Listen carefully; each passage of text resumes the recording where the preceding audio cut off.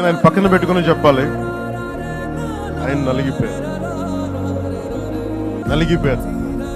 జైల్లో చూశాను ఆయన పాపం భువనేశ్వర్ గారి బాధను చూశాను. నేను అనుకున్నాను, అమ్మ మీరు కన్నీళ్ళు పెట్టుకోండి, మంచి రోజులు వస్తాయని చెప్పిన మంచి రోజులు వచ్చింది. వారికి మనస్ఫూర్తిగా వారికి నా హృదయపూర్వక శుభాకాంక్షలు. మీరు అద్భుతమైన పాలన ఇవ్వాలి అందరికీ మనస్ఫూర్తిగా మీకు నేను తెలియజేసుకున్నాను.